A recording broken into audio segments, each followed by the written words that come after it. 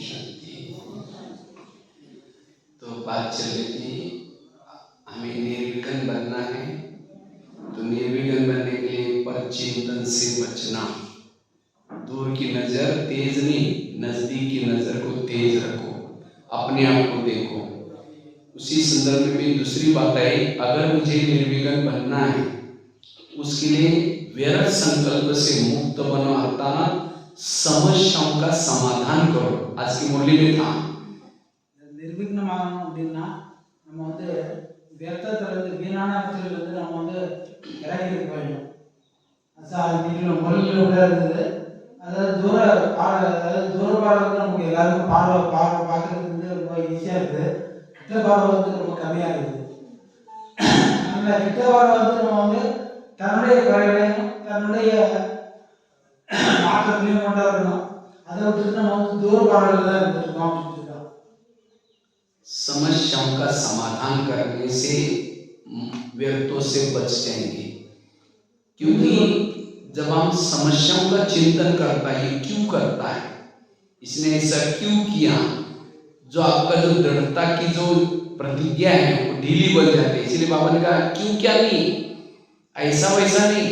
बाबा ब्रह्मा बाबा ने कैसे किया, बाबा कैसे करता था वो அதாவது நம்ம வந்து ஏன் இருக்கு அப்படின்னு சொல்லிட்டு கொஸ்டின்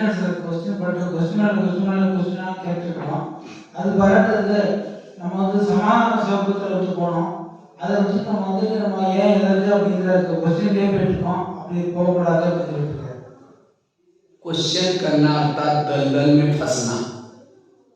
क्वेश्चन பண்ணுறது அப்படின்னாலே வந்து வலையில வந்து மாட்டிக்கிறது। क्योंकि संगम युग में जिसके संकल्प नेगेटिव चलते हैं वो अपना टाइम वेस्ट करता है, वो आत्मचिंतन परमात्मा चिंतन नहीं कर सकता। संगमத்துல வந்து யார் வந்து நெகட்டிவ் சிந்தனை பண்றாங்களோ அவங்க வந்து ஆத்ம சிந்தனையும் பரமாத்மா சிந்தனையும் செய்ய முடியாது। नेगेटिव सोचने से वायुमंडल खराब हो जाता है। नेगेटिव सोचने से हमारी वृत्ति नेगेटिव बन जाती है। नेगेटिव सोचने से हमारे बोल नेगेटिव बन जाते हैं, सब कुछ नेगेटिव विघ्न पैदा होता है। नेगेटिव நம்ம எதனால வந்து நம்மளுடைய வார்த்தைகள் அப்புறம் வந்து செயல்கள் எல்லாமே வந்து வீணா இருக்குது। சாமல இருக்க கூடாது। इसलिए समस्याओं का समाधान अर्थात मन को चुप रखना।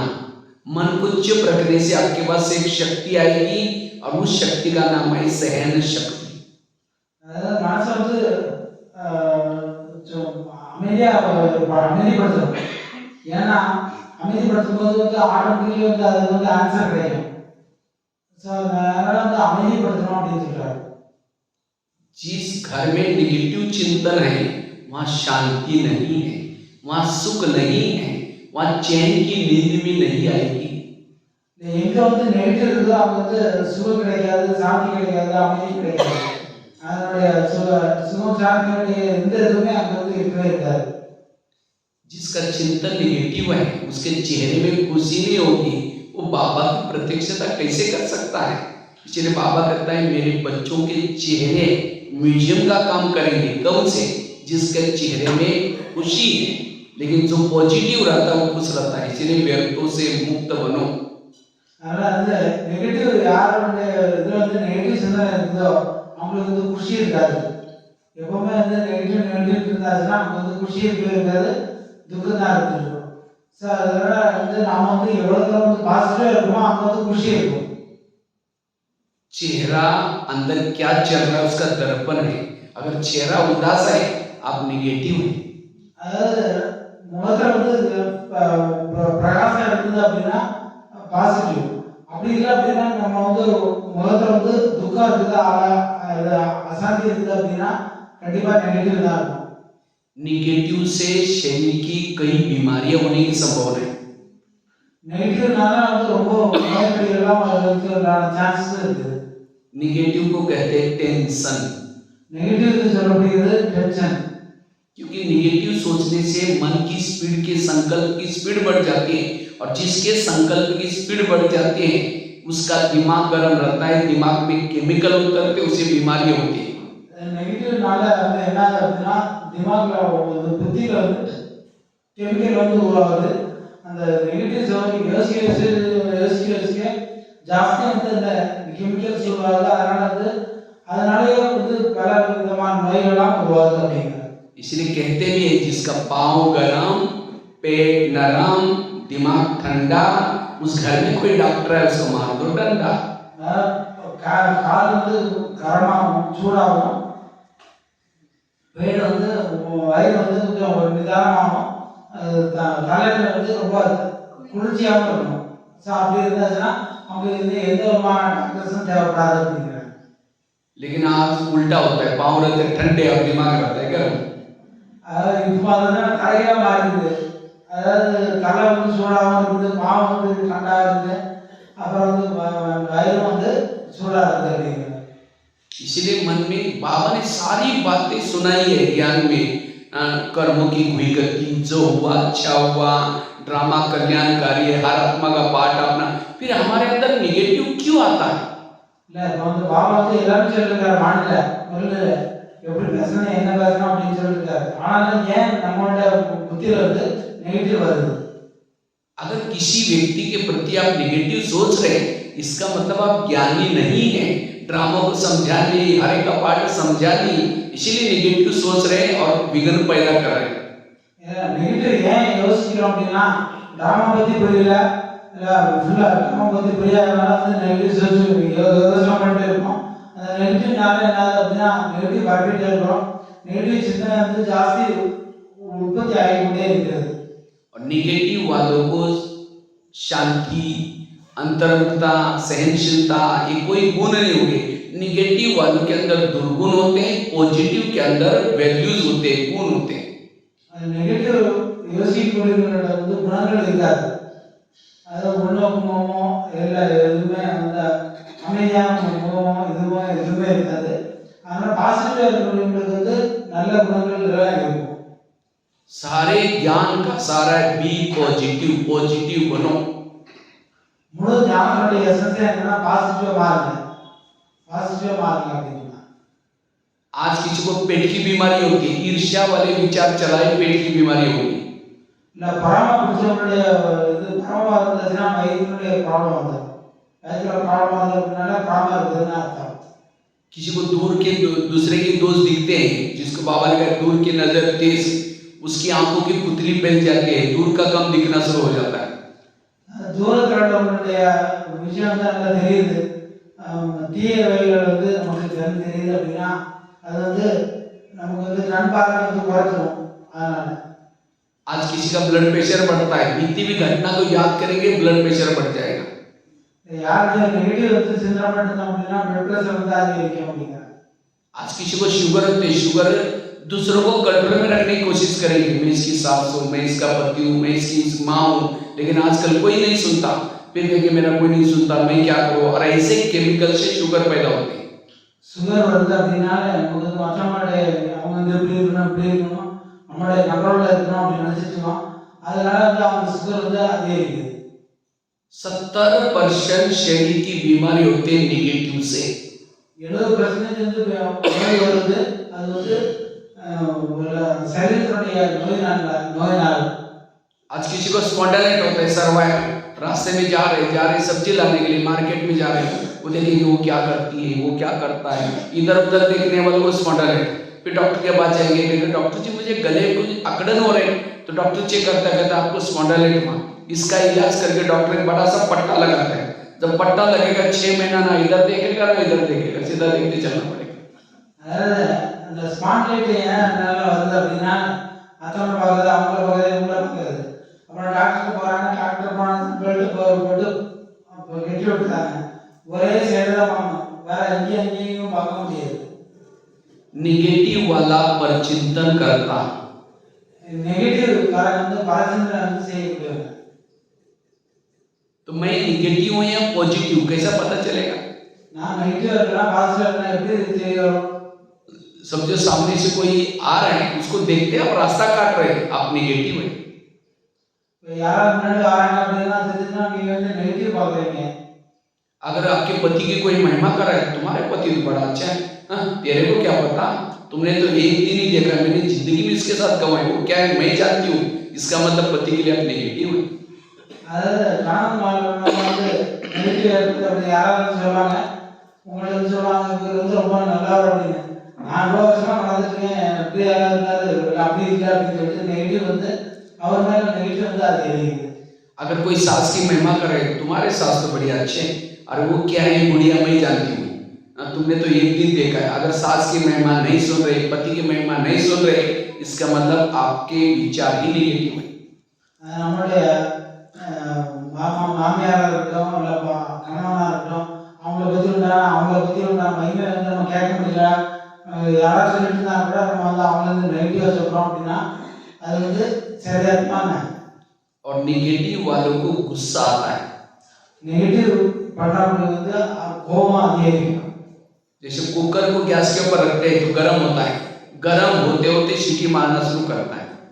कुकर மேல வந்து விசில் வைக்கிறோம், அது வந்து எப்போ சூடு அதிகமாகுதோ அப்புறம் விசில் வந்து போட ஆரம்பிக்கும்.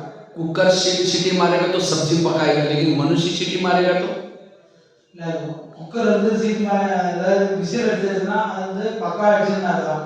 மனதில் வந்து விசில் அடிச்சதுன்னா என்ன ஆகும்? इसी तरह कभी कभी हम कहते हैं ये क्यों करता है, इसने मेरे साथ ऐसा क्यों किया, क्यों क्यों क्यों करते करते कहेंगे एक दिन कहेंगे तुम्हारा 3 साल से देख रहे हो मुझे सही नहीं हुआ, सीटी मारती गुस्सा की। நம்ம வந்து நினைக்கிறோம் ஏன் வந்து இவங்க அப்படி பண்றாங்க அப்படின்னு நினைச்சிருந்தா அப்படின்னா விசில் அடிச்சிட்டு இருக்க மாதிரி அர்த்தம். அதாவது ஏன் இந்த மாதிரி பண்றாங்க அப்படின்னு சொல்லிட்டு மற்றவங்களை பத்தி குறை சொல்லிட்டு இருக்குது. इसलिए अपने आप को पॉजिटिव बनाओ, पॉजिटिव वाला ही अंतर्मुक्ति बन सकता है, एकाग्र बन सकता है, एक रस बन सकता है। इसलिए योगी बनने के लिए नेगेटिव को खत्म करो। योगी ஆகிறதுக்காக நெகட்டிவ் வந்து அடிச்சு விடணும். நெகட்டிவ் இருந்தாச்சுன்னா மனதை வலிமைப்படுத்தக்கூடிய சக்தி, ஒருமுகப்படுத்தக்கூடிய சக்தி இதெல்லாம் இருக்கவே இருக்காது. मेरा एक व्यक्ति के प्रति भी नेगेटिव बातें नहीं है, तब मेरे दिल में बाबा बैठेगा। कृष्ण अर्जुन के रथ में बैठा था, 18 दिन तक गीता का ज्ञान सुना करके स्वच्छ बनाया, तब उसके रथ में बैठा था। வந்து கிருஷ்ணன் வந்து ரதத்தில் உட்கார்ந்து அர்ஜுனுடைய ரதத்தில் உட்கார்ந்துருந்தாரு. 18 நாள் வந்து அவருக்கு வந்து உபதேசம் பண்ணாரு. அவர் வந்து கேட்கல அப்படின்னா சொல்லிட்டு உட்கார மாட்டார். आज 86 सालों से बाबा ये ज्ञान सुना रहे हैं, किस लिए? मन में पॉजिटिव बनने के लिए। इतना दिन सुनाने के बाद फिर भी ऐसी करती है, वही ऐसा करता है, आप स्वच्छ नहीं है। और जब आप स्वच्छ नहीं तो बाबा आपके दिल में नहीं बैठेगा, आपकी विजय नहीं होगी। 86 வருஷம் ஆச்சு பாபா சொன்ன பரவாயில்ல நெகட்டிவ் யோசிச்சுட்டு இருந்தாங்க அப்படின்னா பாபாவுடைய மனசுல இடம் பாபாவுடைய மனசுல அது இடம் பிடிக்குது. ஏன்னா இப்போ வந்து பாசிட்டிவா திங்க் பண்ணணும், அதுக்கப்புறம் நெகட்டிவ் திங்க் பண்ணிட்டு இருந்தாங்கன்னா எப்படி பாபாவுடைய மனசுல இடம் பிடிக்க முடியும்? तो हम पॉजिटिव कैसे बने? நாம எப்படி பாசிட்டிவா மாறுறது? पॉजिटिव बनने के लिए सबसे पहली बात है ड्रामा को पक्का करो। பாசிட்டிவா மாறுங்க ட்ராமா வந்து பக்காவா இருக்கும். तो आप लोगों को अपना अपना ड्रामा पसंद आया? உங்களுக்கு வந்து உங்களுடைய ட்ராமா வந்து பசங்க பிடிச்சிருக்கா? அவங்க ட்ராமா வந்து பிடிச்சிருக்கா?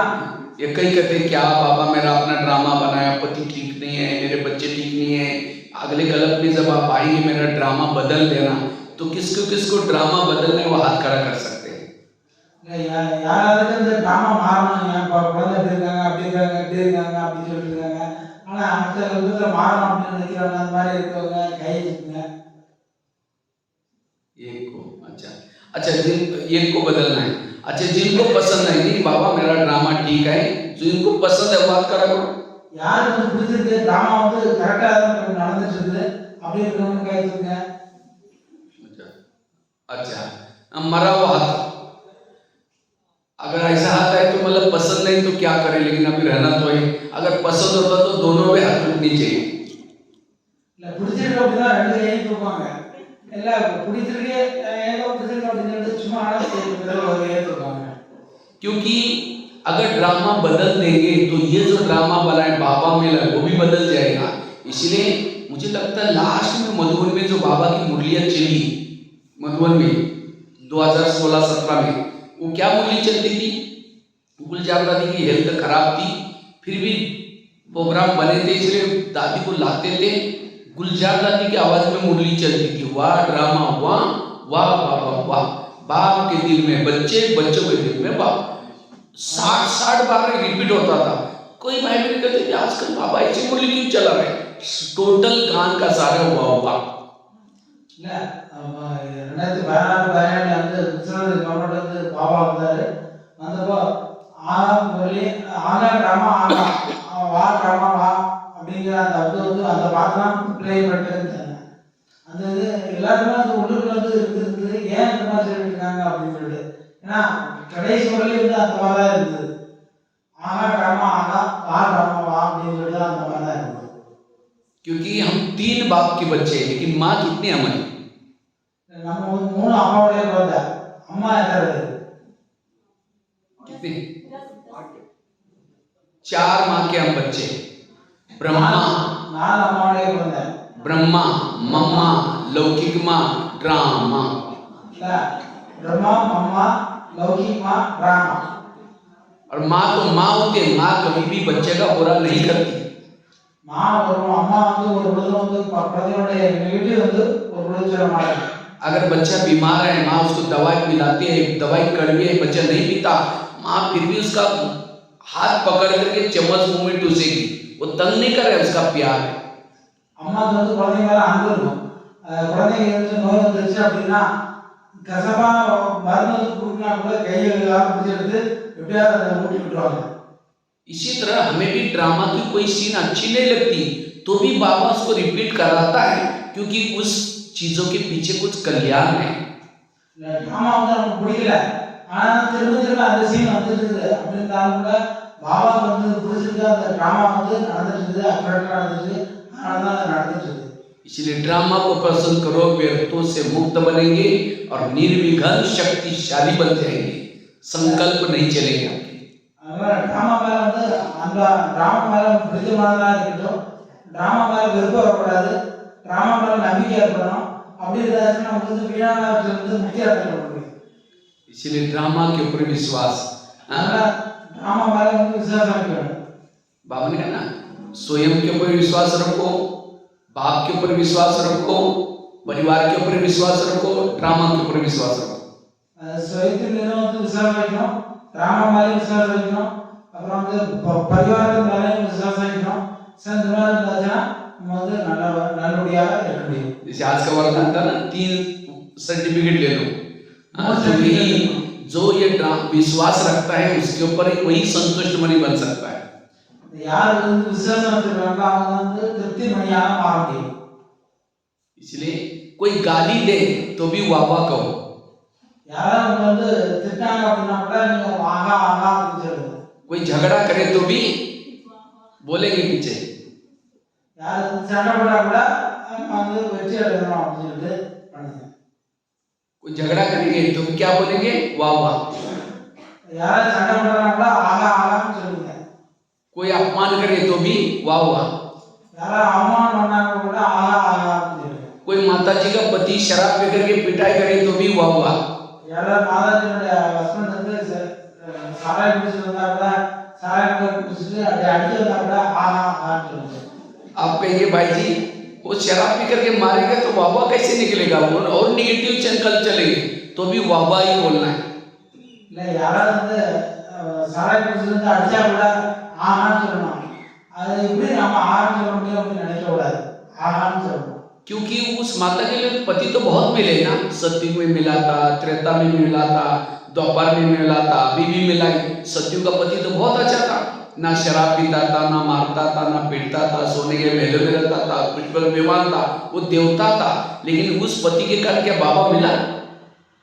இல்ல நம்ம வந்து சத்தியத்துல வந்து நம்மளுடைய பதியாரத்துல நம்ம வந்து தந்து விட்டு தங்க மாளிகை அந்த மாதிரி இடத்துல இருந்தோம். அப்போ வந்து இந்த மாதிரி அடிச்சது இல்லை, இல்ல அது அந்த மாதிரி பண்ணது கிடையாது. இப்போ வந்து நடந்துட்டு இருக்கு அப்படின்னா ड्रामा। और अभी का पति भले सेलम में रहता है, तमिलनाडु में रहता है, भले वो शराबी है, मारता है, पीटता है, कैसा भी है, उसके कारण कौन मिला है? बाबा मिला है। तो उस माता के लिए दिल्ली वाला सत्युग वाला पति अच्छा या अभी का तमिलनाडु वाला सेलम वाला पति अच्छा? उसको और ही बोलना चाहिए बाबा ऐसा पति सेलम वाला 5000 साल के बाद जरूर दे दो। அதாவது வந்து இங்க இருக்கிறவங்க வந்து அடிக்கிறாங்க கொள்றாங்க அப்படின்னா டெல்லியில இருக்கும்போது அதாவது சத்தியத்தில் இருக்கும்போது அந்த பதி வந்து அடிக்கிறது கொள்றது எதுவுமே பண்றது இல்லை, ரொம்ப நல்லவராக இருந்தாரு. இப்போ வந்து அடிக்கிறாங்க அப்படின்னா அது வந்து இந்த டிராமா வந்து அது படி ஃபிக்ஸடு அவ்வளோதான். ஆனால் சத்தியத்தில் வந்து அந்த மாதிரி கிடையாது அப்படின்னு சொல்லிட்டு. इसीलिए बाबा कहते हैं संगमी का पति भी अच्छा, संगमी की सास भी अच्छी, संगमी का शरीर भी अच्छा, संगमी का सब कुछ अच्छा. ஆனால் சங்கமத்தினுடைய பதியாச்சா நல்லவராக இருந்தாரு, இல்லை மாமியாரும் நல்லா இருந்தாங்க, எல்லாமே நல்லா இருந்தாங்க. அதாவது சங்கமத்தில் என்னெல்லாம் இருந்தோ அதெல்லாம் நல்லதுதான் அப்படிங்கிறார். व्यर्थों से मुक्त बन जाएंगे. सतयुग में भी शरीर मिला था, कंचन काया था, देखने में सुंदर था, खुशबू आती थी, लेकिन क्या उस शरीरों की आंखों से बाबा को देखा? वो क्या उस शरीर के कानों से भगवान के महावाक्य सुने? क्या उस शरीर के ऊपर भगवान की नजरें पड़ी थी? वो क्या उस शरीर के दिल के अंदर भगवान के धड़कने रहती थी? वो शरीर क्या काम का? अबे भले कैसा भी एक काला हो, कैसा भी हो, लेकिन उसमें बाबा को देखा, इसलिए वाह मेरा शरीर, वाह मेरा भाग्य, सबसे वो. அதாவது கலியுகத்தில் வந்து கிடைச்ச சரீரத்தில் மூலமாக நம்ம வந்து பாவா பார்க்குறோம், பாபாவோட பேசுகிறோம், பாபாவோட நினைக்கிறோம், எல்லாமே பண்ணுறோம். ஆனால் சத்தியத்தில் வந்து எவ்வளோ அழகான நல்ல ஆரோக்கியமான உடல்நிலை எல்லாமே இருந்தாலும் கூட அங்கே வந்து பாபா கிடைக்கிறாரா, பாபா மீட் பண்ணுறோமா, பாபா சந்திக்கிறோமா, பாபா நினைவு செய்யறோமா, ஒன்றும் கிடையாது இல்லையா? அப்போ அது இருந்து என்ன பிரயோஜனம்? इसलिए ड्रामा को पसंद कर लो, व्यर्थ सारा खत्म. आपके संगम युग में भी आपको सतयुग में भी बच्चे मिले थे, उन बच्चों के कारण बाबा थोड़ी मिला है. संगम युग की पड़ोसनी भी अच्छी, सब कुछ अच्छा. इसलिए मन को चुप रखो, और जिसका मन चुप है वो निर्विघ्न है, वो है शक्तिशाली. அதனால நம்ம வந்து இங்க வந்து இருக்கும்போது எவ்வளவுதான் எப்படி பேப்பர்லாம் இருக்கட்டும், பட் இருந்தா கூட எல்லாமே நல்லதுதான் அப்படின்னு நினைச்சிருந்தீங்க அப்படின்னா ரொம்ப நல்லது. இல்லைன்னா என்ன நெகட்டிவ் பண்ணி நினைச்சிருந்தோம் அப்படின்னா நெகட்டிவ் தான் வரும். ஸோ அதனால வந்து எதுவுமே பாசிட்டிவா எடுத்துட்டீங்க அப்படின்னா பாசிட்டிவா இருக்கும். क्योंकि जब निगेटिव सारा दिन की बातें आती है, योग में बैठने नहीं देगी. लाल लाइट चल रहा है, गीत बज रहा है, शुरू करेंगे मैं आत्मा हूँ, शांत हूँ, फिर मेरे उन्होंने क्यों बोला, फिर कहेंगे ठीक है मैं आत्मा हूँ, फिर कहेंगे 15 दिन पहले भी बोला था, फिर कहेंगे मैं आत्मा हूँ, फिर कहेंगे सबके बीच में क्यों बोला, योग लगेगा ही नहीं. इसलिए व्यर्थों से मुक्त. வீணானத்துல வந்து முக்தி அடையணும் அப்படின்னா நமக்கு வந்து இதெல்லாம் டிராமா வந்து கரெக்டாக பக்காவாக புரிஞ்சுக்கணும். புரிஞ்சுட்டு நம்ம இதெல்லாம் எது எது நடக்குதோ அது நடந்துட்டு இருக்கணும். ஆனால் நம்ம நடக்க போகிறது ரொம்ப நல்லா இருக்கும் அப்படின்னு நினச்சிட்டோம் அப்படின்னா நம்ம வந்து எல்லாத்துல வந்து முக்தி அடைய முடியும், வீணானத்துல வந்து முக்தி அடைய முடியும். संगम युग में महान भाग्यशाली वो है जिनके जीवन में प्रॉब्लम ज्यादा, समस्या ज्यादा, वो बड़े भाग्यशाली. சங்கமத்தில் வந்து யார் பெரிய பாக்கியசாலி அப்படின்னா யாருக்கு வந்து ஜாஸ்தி ப்ராப்ளம் வருதோ, பிரச்சனை வருதோ அவங்க தான் பாக்கியசாலி.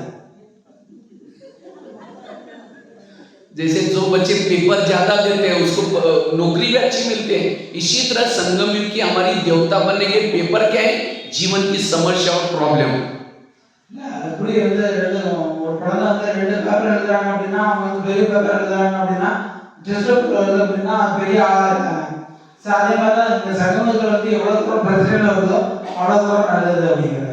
कुंती के सामने कृष्ण जाता है, कुंती को कहते हैं तुमने बहुत भक्ति की, तुम्हारे भक्ति का फल देने के लिए आया हूं, जो भी मांगो, सोना चांदी जो भी मांगो, मैं भक्ति का फल दे रहा हूं, वरदान दे रहा हूं.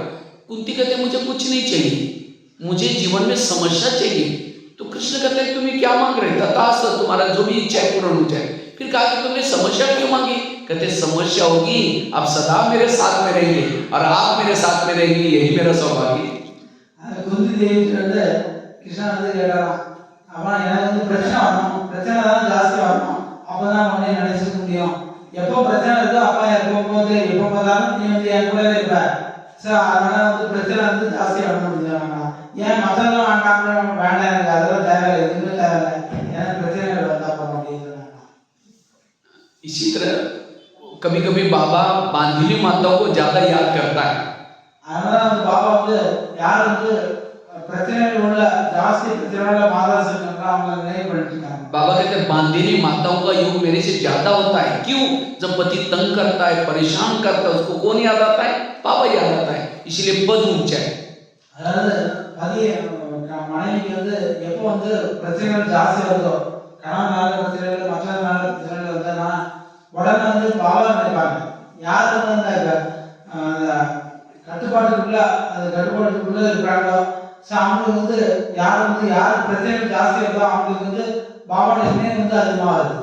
और जिन माताओं को पति तंग नहीं करता, बहुत प्यार करता है, उनका योग पति से लगा है, और जिसका योग पति से उसका पति कुछ भी नहीं होगा।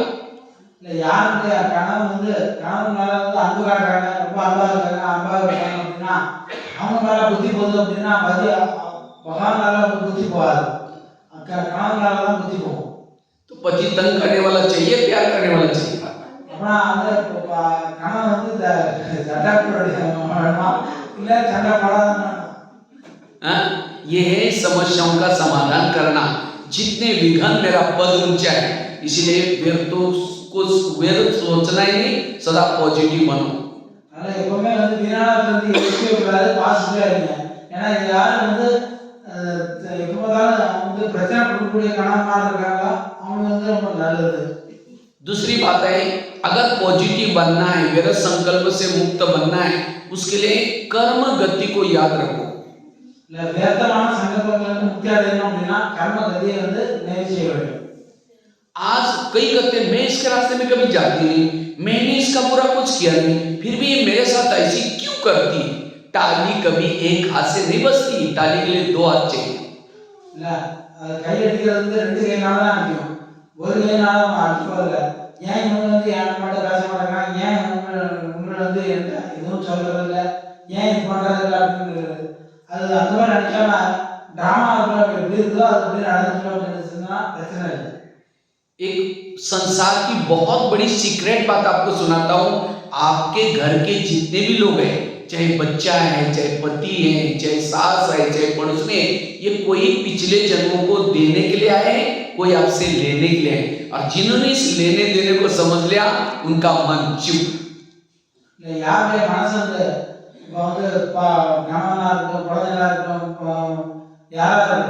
யாராவது வந்து கொடுக்கறதுக்காக வந்திருப்பாங்க, இல்லை வாங்குவதுக்காக வந்திருப்பாங்க அப்படின்னு யாருடைய மனதில் வந்து நினைச்சிருக்காங்களோ, ஸோ போன ஜென்மத்தில் என்ன புதுமோ என்ன வாங்கணுமோ அதை வாங்குறதுக்காக வந்திருக்காங்க அப்படின்னு நினைச்சிட்டாங்க அப்படின்னா ஈஸியாக அவங்க வந்து எடுத்துருவாங்க. அவங்களுக்கு வந்து பிரச்சனையே இருக்காது. யார் வந்து அது மாதிரி எடுக்கலையோ அவங்க வந்து வந்து வந்துடும். समझो कोई गाली देता है, जिसको कर्मों का ज्ञान है, वो क्या सोचेगा? अच्छा, इसका भी बहुत दिन का बाकी था, पूरा हो गया। இல்ல யாருக்கு வந்து இந்த கர்மத்தினுடைய ஆழத்தை வந்து புரிஞ்சிருக்காங்களோ, அப்ப யார் வந்து யாராவது ரொம்ப திட்டினாங்க அப்படின்னா கூட போன ஜென்மத்தில் என்ன திட்டமோ அது வந்து கொடுக்கறதுக்காக இருக்காங்க அப்படின்னு நினைச்சாங்க அப்படின்னா ஈஸியா போயிடும். इसलिए कर्म गति की गहराई में जितना जाएंगे मन चुप रहेगा। और जैसे आकाश के चंद्रमा को पानी में देखना है, पानी स्थिर चाहिए। परम धाम के परमात्मा को मन में देखना है, हमारा मन स्थिर चाहिए। நம்ம வந்து இந்த மாதிரி நினைச்சோம் அப்படின்னா பரமாத்மாவுடைய மனசுடைய பரமாத்மா நினைக்கிறது வந்து ஈஸியா இருக்கும். இல்லைன்னா என்ன ஏன் வந்தது ஏன் நினைச்சிருப்பாங்க. அது வராது வந்து பரமாத்மாவுடைய நினைவுல இருக்கக்கூடியனா நம்ம இந்த மாதிரி நினைச்சிட்டோம், டிராமா அப்படிங்கிற நினைச்சோம் அப்படின்னா பரமாத்மாவுடைய நினைவுல இருக்க முடியும். इसलिए जिसका मन चुप है वो संगम युग में मूर्ति है, और जो संगम युग में मूर्ति बनता है वही भविष्य में देवी देवता बन करके मूर्ति बन। क्योंकि जो संकल्प नहीं चलाता, व्यर्थों से मुक्त है, वो शुभकामना रख सकता है, वो दुआएं दे सकता है, वो सहनशील बन सकता है, शुभकामना रख सकता है, वही देवता है। யார் வந்து மனசு வந்து ஸ்திரமா இருக்குது அப்படின்னா அவங்க வந்து பிரச்சனை கிடையாது. அவங்க ஸ்திரமா இல்லை, நெகட்டிவ் நினைச்சிட்டு இருந்தாங்க, அவங்க வந்து அவங்களால சுப எண்ணங்களும் வைக்க முடியாது, நேர்மையான எண்ணங்களும் வைக்க முடியாது, சிந்தனையும் வைக்க முடியாது, எந்த மாதிரி செயலும் செய்ய முடியாது. எல்லாமே நெகட்டிவாக தான் இருப்பாங்க. ஸோ அதுக்காக வந்து நம்ம வந்து எப்போவுமே நேர்மையான எண்ணங்கள், நேர்மையான சிந்தனைகள், நேர்மையான व्यवहार எல்லாமே நேர்மையாக இருக்க வேண்டும். संकल्प से पूरा कल्प चलता है। अगर मेरे संकल्प नेगेटिव और मेरा कल्प भी नेगेटिव बनता जा रहा है, சங்கல்பங்கள் வந்து நெகட்டிவா இருந்ததுன்னா கல்பமும் வந்து நெகட்டிவா தான் மாறும். எல்லாமே வந்து ஃபுல் கல்பத்திலே வந்து நெகட்டிவ் தான் பாசிட்டிவ் வராது. अगर किसी के आपको दोष दिखते हैं, वो दोषी वो नहीं है, दोषी आप खुद है, आप नेगेटिव नजरों से देख रहे हैं, इसलिए पॉजिटिव चश्मे से सबको देखो, सब अच्छे नजर आएंगे। இப்போ வந்து நெகட்டிவ் நாள்ல பார்த்தாச்சு அப்படின்னா நெகட்டிவ் தான் வரும். பாசிட்டிவான ஒரு கண்ணாடியை போட்டு பாசிட்டிவா நினைச்சீங்க அப்படின்னா பாசிட்டிவ் மாதிரி மாறுங்க. அப்போ பாசிட்டிவா மாறும். समझो மாறாது. समझो कोई सास है, बहू को तंग करे, परेशान करे, अगर उस सास और बहू का पिछला जन्म दिखाई जाए, आज जो बहू है पिछले जन्म इसकी सास थी और जो सास है वो समय बहू थी, इसलिए कहते हैं ना सास भी कभी बहू थी। இல்ல மாமியார் மருமக வந்து சண்டை வந்துட்டு இருக்கு. அப்போ போன ஜென்மத்துல வந்து மாமியார் இருப்பாங்க, இந்த ஜென்மத்துல வந்து மருமகா வந்து அவங்க வந்து குடும்பப்படுத்துவாங்க. இல்லைன்னா மாமியார் வந்து மருமகா இருக்கலாம், அந்த மாதிரி கூட குடும்பம் வந்து நடந்துக்கலாம். अगर आपका पति तंग करता है इसका मतलब आपने भी कभी उसको तंग किया था, इसलिए अपना हिसाब चुकता हो रहा है। जिस दिन किसी ने तंग किया तो बाबा को बाबा आज बहुत अच्छा हुआ, मेरा काफी हिसाब चुकता हो गया, निगेटिव नहीं सोचो और ही खुश रहो। அதாவது இப்போ வந்து தன்னுடைய கணவன் வந்து நமக்கு வந்து பிரச்சனை கொடுத்துருந்தா அப்படின்னா நம்ம நினைக்கிறோம் போன ஜென்மத்தில் நாம பிரச்சனை கொடுத்துருக்கோம், இந்த ஜென்மத்தில் வந்து பிரச்சனை கொடுத்து கிளியர் பண்ணிருக்காரு அப்படின்னு நினைக்கிறேன். அது பாருங்க இந்த நெகட்டிவ் நினைக்கிறாரு, ஏன் இந்த மாதிரி பண்ணாங்க, ஏன் இந்த மாதிரி பண்ணாங்க அப்படின்னு சொல்லிட்டு நெகட்டிவ் நினைக்கிறீங்க. अब हम वापिस घर जाना है, सारे हिसाब को चुक्त करके जाना है। बिना हिसाब चुक्त करते कोई भी परम धाम जा नहीं सकता। கணக்குல முடிக்காம வந்து யாரும் வந்து பரதாமத்துக்கு போக முடியாது. ஏதாவது ஒரு வேலையில கண்டிப்பா நம்ம கணக்குல முடிச்சுதான் தீரணும். हिसाब चुक्त करने के 3 तरीके हैं, एक है योग से चुक्त करो, दूसरा सहन करके चुक्त करो, या तीसरा विनाश काल के प्रकृति के तंग करने से उसे भी चुक्त हो जाएगा। இல்லைன்னா நம்ம வந்து எப்படியா கணக்குல முடிச்சுதான் தீரணும். ஒன்று வந்து யோகத்தின் மூலமாக முக்தி அதாவது முக்தி அடையணும். இல்லைன்னா நம்ம வந்து நம்ம விநாச காலத்தில் வந்து நம்ம இந்த மாதிரி நிலைகள்லாம் வருது, அதை வந்து நம்ம கணக்கு அந்த ட்ராமான்னு நினச்சிட்டு அதை வந்து முக்தி பண்ணணும். ஸோ அந்த மாதிரி வந்து நம்ம வந்து எப்படியா கண்டிப்பாக வந்து நம்ம முக்தி அடைதான் தேவைப்படும். जो योग से चुक्त करता है जीवन मुक्ति में उच्च पद प्राप्त करता है, सतयुग में त्रेता युग में जाएगा। யார் வந்து முக்தி அடைஞ்சிருக்காங்களோ அவங்க வந்து ஜீவன் முக்தி வந்து பிராப்தி அடைவாங்க, சத்தியலோகத்தில் இருப்பாங்க. மற்றவங்க வந்து திரேதாத்திலும் தோபலத்திலும் தான் வருவாங்க. जो सहन करके चुक्त करता है हिसाब, वो जीवन मुक्ति में जाएगा, पद कम हो जाता है। யார் வந்து சலித்து கொண்டு முக்தி பண்றாங்களோ அவங்க வந்து முக்தி அடைவாங்க. பட் ஆனால் அவங்க அவ்வளவு தூரத்துல வந்து முக்தி ஃபுல் முக்தி வந்து अடைய முடியாது அவங்களால. और जो विनाश के समय जो चुक्त करता है हिसाब किताब, उस समय मुक्ति में जाएगा, जीवन मुक्ति में नहीं जाएगा, द्वापर और कलयुग में चला जाएगा। யார் வந்து விநாச காலத்துல வந்து முக்தி அடையாங்க அவங்க வந்து முக்தி ஜீவன் முக்தி அடைய முடியாது, முக்தி அடைய முடியாது, जीवन मुक्ति அவங்களால அடைய முடியாது. इसलिए अब हमको भगवान से नहीं डरना, लोगों से कभी ना डरो। अगर डरना है तो अपने गलत कर्म से जरूर डरना। இல்ல உலகத்துல மேலும் வந்து நம்ம வந்து பயப்படக்கூடாது, பாவம் பயப்படக்கூடாது, தன்னுடைய பழைய கர்மங்கள் மூலமாக நம்ம பயப்படணும். நம்ம செய்யக்கூடிய பழைய தீய கர்மங்களால வந்து பயப்படணும். हमने 63 जन्म जो विकर्म किए हैं उसको चुक्त करने के लिए योग तपस्या चाहिए। 63 जन्मமா செய்த பாவ கர்மங்களை அழிப்பதற்கு வந்து யோகா தபஸ்யா வந்து கண்டிப்பாக வேண்டும். ये जन्म में बचपन से लेकर के ज्ञान में आने तक जो विकर्म किए उसको चुक्त करने के लिए कभी बाबा को अपने जीवन कहानी को लिख करके, अभी मधुबन में जाने वाले हो आप लोग, मधुबन में डालो या यहाँ भी कभी डाल करके अपनी पूरी जीवन की सारी बातें बाबा को खुलेआम से सुनाओ, इसे कम हो जाएगा। நம்முடைய கர்ம வினைகள் வந்து நம்ம செய்த பாவ கர்மங்கள் என்னென்ன இருக்கோ அதெல்லாம் எழுதி பாபாவுக்கு வந்து போடுங்க. இல்லை நீங்க மதுரம் ஆகிறீங்கன்னா மதுரம் வந்து போடுங்க. அப்போ வந்து உங்களுக்கு வந்து பாதி வந்து கர்ம அந்த இதனுடைய பாவ கர்மங்கள் வந்து அனுப்பிச்சிட முடியுங்க. लेकिन ब्राह्मण बनकर के जो विकर्म करते हैं, किसी का परचिंतन करेंगे, कोई विकार में जाएंगे, कोई किसी को तंग करेंगे, उसके विकर्म ना योग से चुक्त होंगे ना बाबा को सुनाने से चुक्त होंगे, उसकी सजा मिलेगी। இல்ல பிராமணன் ஆன முன்னாடி நம்ம வந்து செய்யக்கூடிய பாவ கர்மங்கள் வந்து யோகத்தின் மூலமாக அழிக்க முடியாது, இல்லை நம்ம வேற எதுவும் மூலமாக அழிக்க முடியாது. தவிர கண்டிப்பா நம்ம அனுபவிச்சு தீரணும். ஆனா பிராமணன் ஆயிட்டு வந்து நம்ம செய்யக்கூடிய கர்மங்கள் வந்து ரொம்ப கேர்ஃபுல்லா இருக்கும். इसलिए बाबा कहते हैं अटेंशन प्लीज, ब्राह्मण बन करके कभी भी गलत कर्म नहीं करो। ஆனா பாபா வந்து அட்டென்ஷனா அடிச்சு சொல்றாரு, பிராமணன் ஆயிட்டு வந்து நம்ம வந்து காரியங்கள் வந்து பலகீனமான அதாவது வீணான காரியங்கள் வந்து நம்ம செய்யக்கூடாது. इसलिए जो भी बाबा के श्रीमत मर्यादा मिली है उस प्रमाण चल करके कर्म करना है। என்ன செய்யலாமோ பாபாவுடைய ஸ்ரீமத் படி நம்ம நடந்து நம்ம காரியங்கள் வந்து செய்யணும். इसलिए इस कर्म गति की गहराई को समझने वाला व्यक्तियों से मुक्त है। ஆனா கர்மத்தினுடைய கதியை வந்து புரிந்து ஆழமாக புரிந்து கொள்ளக்கூடியவராக மாற வேண்டும். तीसरी बात है व्यक्तियों से मुक्त बनना है, उसके लिए गीता का, रामायण का, महाभारत का एक मंत्र याद रखना, जो हुआ अच्छा हुआ, जो हो रहा अच्छा, जो होगा वो भी अच्छा। அதனால கீதையினுடைய ஸ்லோகனுக்கு என்ன நடக்குதோ அது நல்லா நடக்குது, என்ன நடக்குமோ அது நல்லா நடக்கும் அப்படிங்கிறத நம்ம வந்து புரிஞ்சுக்கிட்டு நடந்துருந்தோம் அப்படின்னா ரொம்ப நல்லது. कोई मेरी चुगली करे, कोई मेरी यहाँ की बातें वहां करे, हर बात में कल्याण है। मन को चुप रखो, सोचो नहीं। என்னை பத்தி ஏதாவது சொல்றாங்க அப்படின்னா எது சொன்னாலும் அது எல்லாத்துக்கும் நல்லா இருக்கும் அப்படின்னு புரிஞ்சுட்டு மனதை வந்து அமைதியா வச்சுக்கணும். क्योंकि जितना सोचेंगे फिर इसका मतलब बाबा के ऊपर आपका भरोसा नहीं है।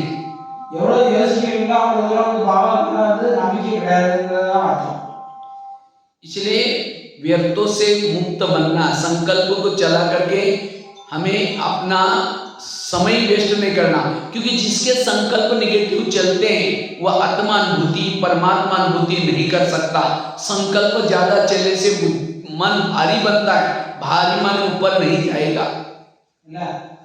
எண்ணங்கள் வந்து ஒரு ஜாஸ்தி வந்து எண்ணங்கள் உருவாயிட்டு அப்படின்னா அவங்களுடைய புத்தியை வந்து பரமாத்மா வந்து புத்தியை செல்லாது.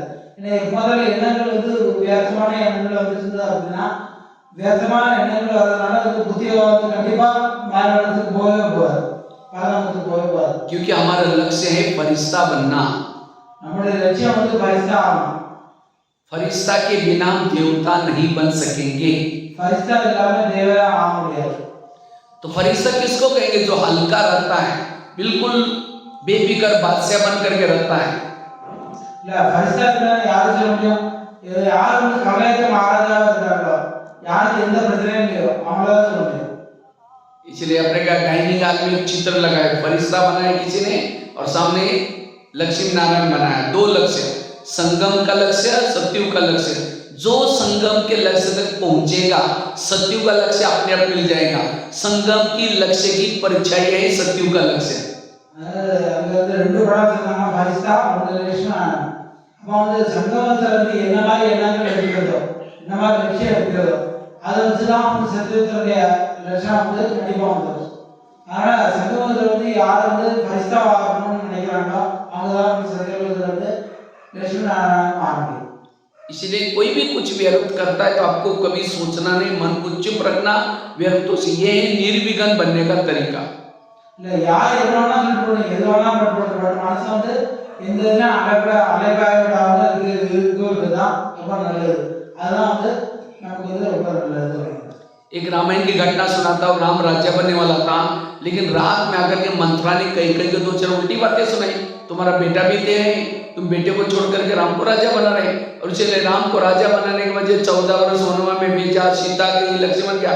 किसके कारण? मंत्रा के कारण। लेकिन मंत्रा ने राम के साथ जो किया वो अच्छा किया।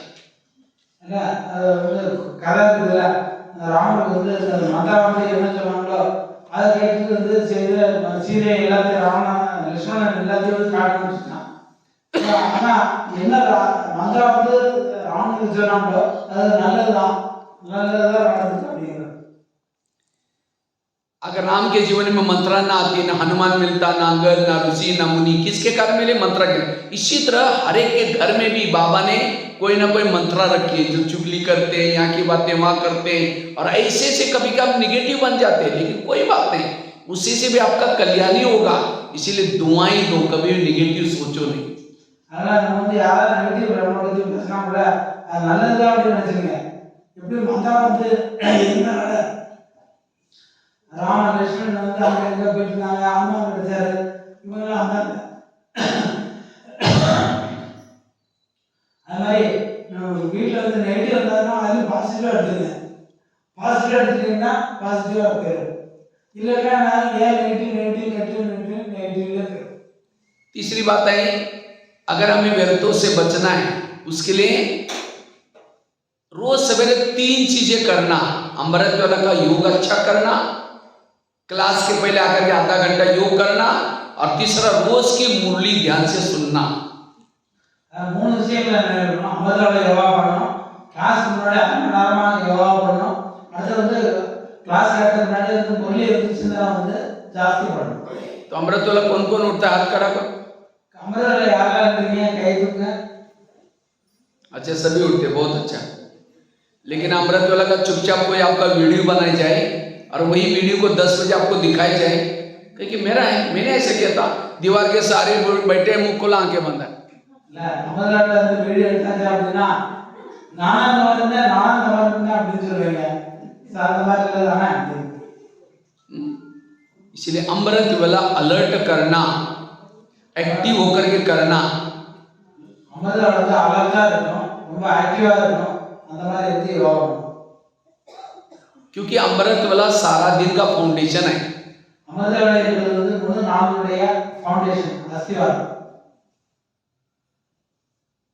दूसरा, क्लास के पहले, क्लास कितना बजे होते हैं यहाँ? क्लास எத்தனை மணிக்கு? 7 बजे। योग कितना बजे चलता है? 6:30 बजे। पहुंचते कितने हैं? मैं कभी क्लास में रोज जाता हूँ, देखता हूँ 1 बैठा है, 7 बजे फिर 2 4 सब पढ़ाएंगे। क्लास के पहले हर एक को आधा घंटा योग जरूर करना है, चाहे गीता पाठशाला वाला हो, चाहे सेंटर वालों हो। சென்ட்ரல்ல இருந்தாலும் கீழே இருந்தாலும் 6 மணி நேரத்துக்கு முன்னாடி வந்து யோகா பண்ணணும். நான் பார்த்துட்டேன், 7 மணிக்கு வந்தா கூட 1 2 தான் உட்காந்துருக்காங்க, ஜாஸ்தி இல்லை. ஸோ அப்புறம் கொஞ்ச நேரம் வச்சு வராங்க.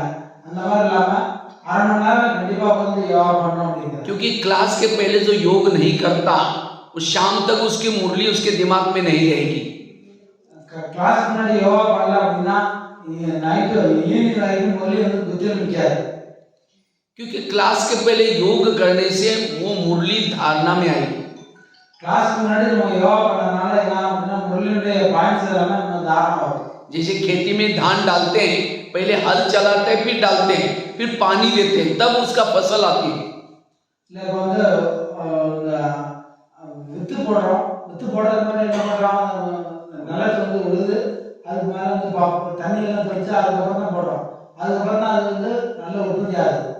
इसी तरह हमें भी रोज क्या करना है? क्लास के पहले योग करना, अर्थात बुद्धि को हल चलाना, फिर ज्ञान के बीज डालेंगे, तब आपके जीवन में धारणाएं होगी।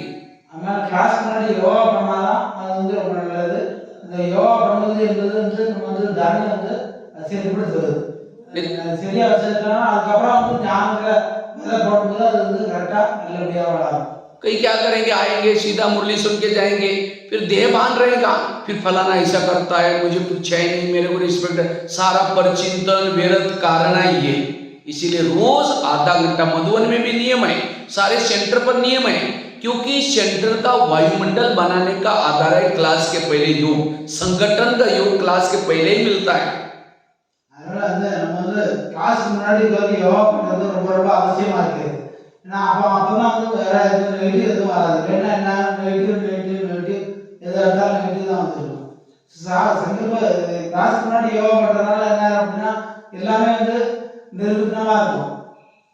इसलिए अगर क्योंकि क्लास के पहले योग करने से मुरली सुनने में बड़ा आनंद आएगा, और मुरली से और योग लगाने से फिर आपकी आत्मिक स्थिति बन जाएगी सवेरे सवेरे। क्लास முன்னாடி யோகா பண்றதுனால நம்மளுடைய ஆத்மீய ஸ்திதி வந்து ரொம்ப நல்லா இருக்கும். அதனால வந்து அதுக்கப்புறம் நம்ம ஞானத்தை கேட்கும்போது கரெக்டா உங்களுக்கு வந்து நல்ல ஞானம் உங்களுக்கு உட்காரும், அப்போ வந்து தாரணையும் செய்ய முடியும். और साथ में मुरली सुनिए, कहाँ? ऑनलाइन में नहीं, क्लास में आकर के सुनना है। ऑनलाइन से जो मुरलियां सुनते हैं उसकी पूजा भी ऑनलाइन से हो जाती है। ऑनलाइन கேக்குறவங்க முரளி வந்து பூஜையும் ஆன்லைன்ல தான் நடக்கும். அதனால நம்ம கிளாஸ் கேட்கணும் அப்படின்னா டெய்லி நேரா வந்து கிளாஸ் கேட்கணும். अभी तो कोरोना नहीं है, उस समय ये ऑनलाइन में इसलिए रखी थी क्योंकि कोरोना काल का समय चल रहे थे, अभी सिर्फ कोरोना नहीं है। இல்ல இப்பெல்லாம் வந்து கொரோனா கிடையாது, அது முன்னாடி வந்து கொரோனா இருந்தது, அப்ப வந்து முரளி வந்து ஆன்லைன்ல வச்சிருந்தாங்க. कई कहते हैं ओ इतना दूर है, हमें 10 रुपए लगता है यहाँ रिक्शा करने के लिए।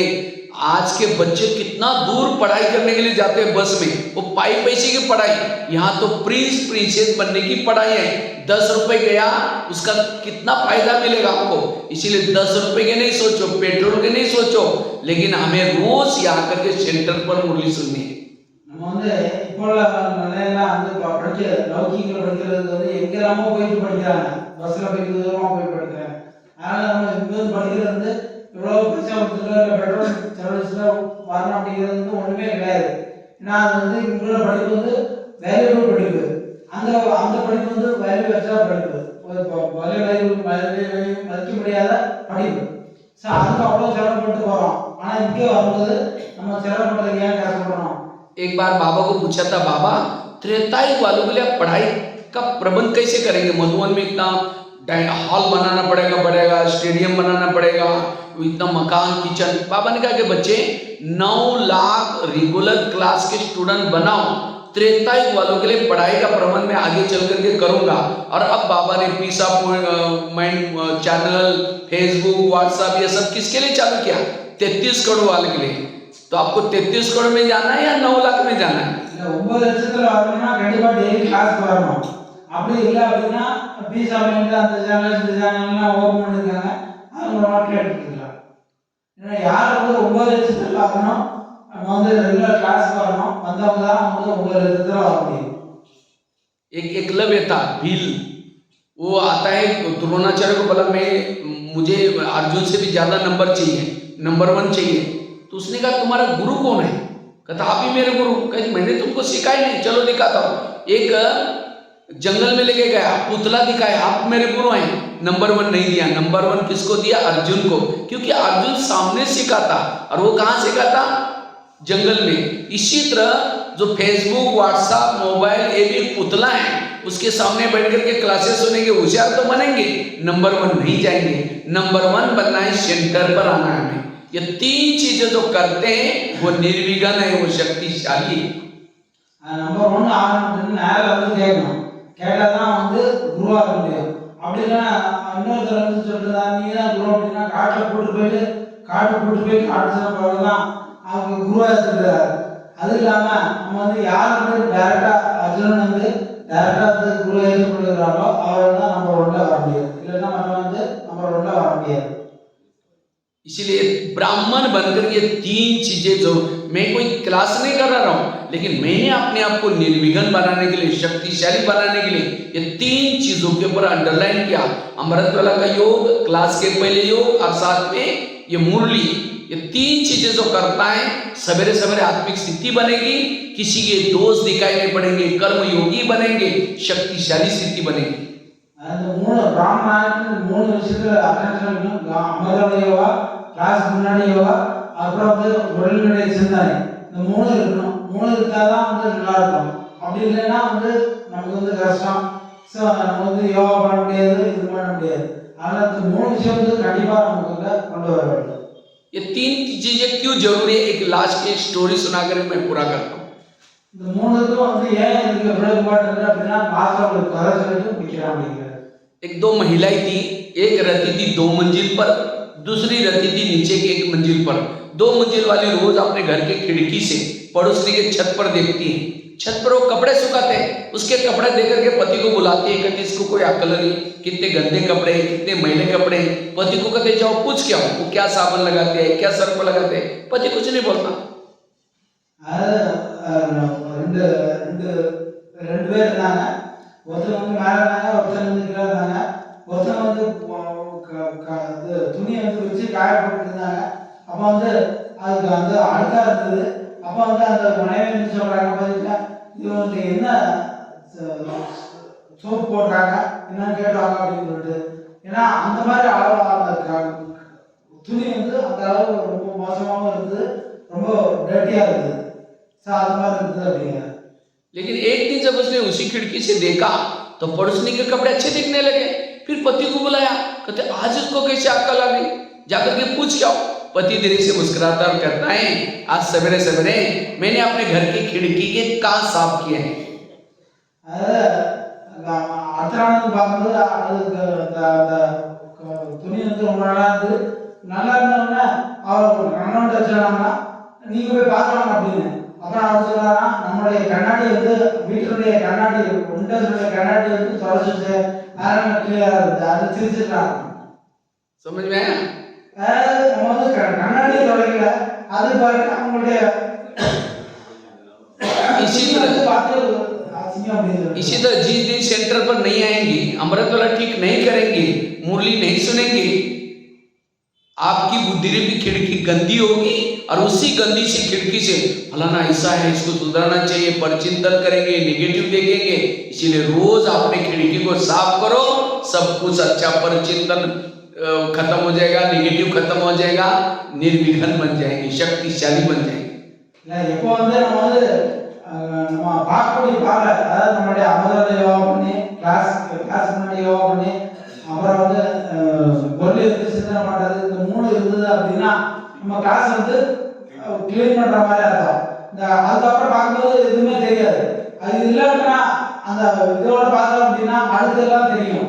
தெரிஞ்சது அப்படின்னா நம்ம நெகட்டிவ் தான் போகிறோம். அதனால ஒரு பிரயோஜனம் கிடையாது. அதனால இதெல்லாம் விட்டுட்டு இந்த 3 விஷயத்துக்காக அட்ராக்ஷன் வைக்கணும். इसलिए आज इसमें दृढ़ता करो। किसमें दृढ़ता? आज से मुझे रोज अमृतवाला अच्छी तरह करना है। जो अमृतवाला अच्छी तरह करते हैं वही सत्युग में शुरू में आएंगे। अमृतवाला ठीक नहीं करते, कई क्या करेंगे, मैं आत्मा हूँ, शांत स्वरूप, शक्ति स्वरूप, परम धाम जा रहे, वहां से परम धाम से झुटका लगाने नीचे कहाँ गिर जाएंगे। டெய்லி அமர்தோட யோகா பண்ணணும், நல்லா அமர்தோட வந்து பக்காவா பண்ணணும். இல்லைன்னா சும்மா அமர்தோட பரந்தாமத்து போறேன் இது போற அப்படின்னு சொல்லிட்டு அப்படியே வந்து தூக்கி விழுந்துருவாங்க. कई बार कई माता योग लगाने के लिए आ रहे हैं, आते आते रास्ते में देखे बहुत अच्छा सब्जी वाला जा रहा है, बैंगन की सब्जी लेके जा रहे हैं, फिर सोचेंगे चलो शाम की इसकी सब्जी बनाएंगे, पहले सोचेंगे जाकर योग करेंगे, मुरली सुन के जाते से लेके जाएंगे, यहाँ करके बैठे लाल लाइट चल रहा है, गीत बज रहा है, शुरू करेंगे मैं आत्मा हूँ, शांत स्वरूप हूँ, फिर सोचेंगे थैला तो लाए नहीं, वो सब्जी कैसे लेके जाए, फिर कहेंगे ठीक है मैं आत्मा हूँ, शांत स्वरूप हूँ, फिर सोचेंगे गैस के ऊपर जो दूध रखा था शायद उसको बंद किया ऐसे चल रहे हैं, फिर कहेंगे मैं आत्मा हूँ, शांत स्वरूप हूँ, फिर कहेंगे घर में तो मेहमान आने वाला था, मैंने सोचा था उसके लिए इडली बनाओ, लेकिन दाल चावल तो भेगा नहीं, चलो छोड़ो कुछ और बना लो, मैं आत्मा हूँ, शांत, लाल लाइट के सफेद लाइट। அதாவது ரெட்லைட் போட்டா கூட யோகா பண்ணும்போது வேற எந்த எண்ணங்கள் வந்துட்டு இருக்குது, வீட்டில் அதை பண்ணணுமா இதை பண்ணணுமா, காஃபிக்கு பால் வச்சுமா அது வச்சுமா நினச்சிட்டு திரும்ப அரை சாப்பிட்டு சிறப்போம் அமைதி சிறப்போம் அப்படின்னு சொல்லிட்டு நம்ம உட்காந்துருக்கோம். ஆனால் நம்மளுடைய புத்தி வந்து யோகா வந்து அங்கே வந்து போயிட்டு இருக்குது, நம்ம வீட்டில் உள்ள பொருள் மேலேயும் மற்ற விஷயங்கள் மேலேயும் போயிட்டு இருக்கிறதுனால இந்த புத்தி வந்து பாவாட்டு போகாது. भक्ति मार्ग में यही कि हमारा जप रहे राम राम राम राम, देखना भाई बिल्ली दूधना पे राम राम राम, பக்தி மார்க்கத்தில் ராம் ராம் சொல்லிட்டு அப்புறம் பூனை வந்து சுத்து அதை பார்த்துட்டு ராம் ராம் ராம் சொல்லிட்டு அது மாதிரி இருக்குது. इसलिए विधि पूर्वक योग, क्लास के पहले आधा घंटे का योग, वो भी विधि से, और साथ में मुरली, ये 3 चीजों में जो ब्राह्मण दृढ़ता करते हैं उनके संस्कार बदलेंगे, व्यवहार बदलेगा, उनका शरीरी बनेंगे, बिंदुर बनेंगे, बिजरू बनेंगे। அதனால இந்த 3 விஷயத்துக்காக கவனம் வைக்கணும். அமர்தோட யோகா, அப்புறம் கிளாஸ் முன்னாடி யோகா, அப்புறம் கிளாஸ் வந்து கேட்டு பொருளை வந்து கேட்டு சிந்தனை பண்ணுறது, இந்த 3 வச்சிருக்கோம் அப்படின்னா நம்மளுடைய எல்லாமே மாறும்.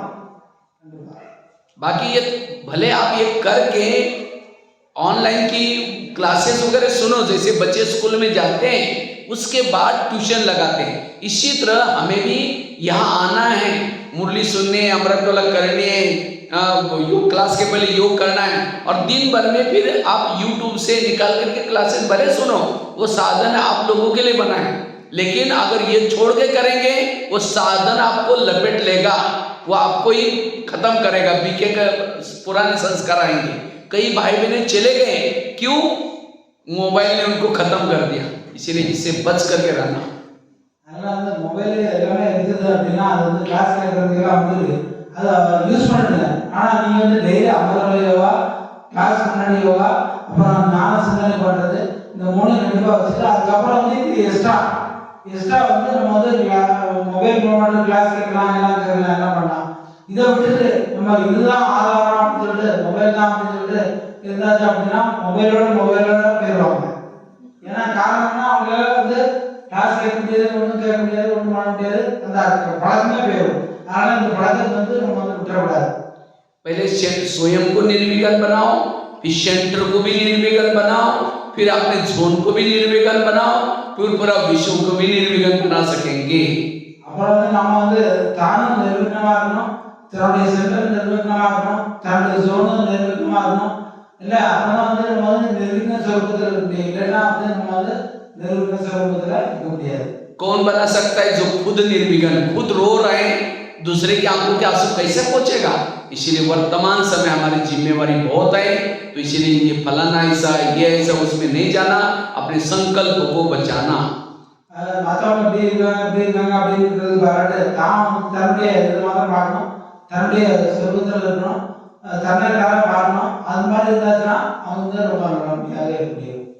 तो दो बातें बताई, निर्विघ्न बनने के लिए, शक्तिशाली बनने के लिए परचिंतन से बचना। दूसरी बात बताई व्यर्थ संकल्प से बचना। व्यर्थ से बचने के लिए भी मैंने कभी 3 बातें सुनाई। एक तो हमें कर्म गति को याद रखना, दूसरी बात बताई जो हुआ अच्छा हुआ, तीसरी रोज अपनी खिड़की को साफ करना। ठीक है, ओम शांति। அதனால வந்து நிர்விঘ்னமா மாறணும் அப்படின்னா 3 விஷயம் வந்து நம்ம கேர்ஃபுல்லா இருக்கணும். ஒன்று வந்து டெய்லி அந்த கண்ணாடியை எடுத்து துடைக்கணும். அதுக்கப்புறம் வந்து நம்ம வந்து டெய்லி அபகர யோகா பண்ணணும். அப்புறம் வந்து கிளாஸ் முன்னாடி யோகா பண்ணணும். இதெல்லாம் கவனம் வச்சிருந்தோம்னா ரொம்ப நம்ம கேர்ஃபுல்லா இருக்க முடியும். बाकी आगे का भी फिर 2 बजे से 3 बजे तक एक क्लास रहेगी, वो भी अच्छा है, उसको भी सुन के जाना। ठीक है, ओम शांति। அப்புறம் வந்து 2 மணில இருந்து 3 மணி வரைக்கும் கிளாஸ் இருக்கு. அப்போ வந்து நல்ல வாய்ஸ் இருக்கும். அதையும் கேட்டு நீங்க போங்க அப்படிங்கிறாரு. ओम शांति।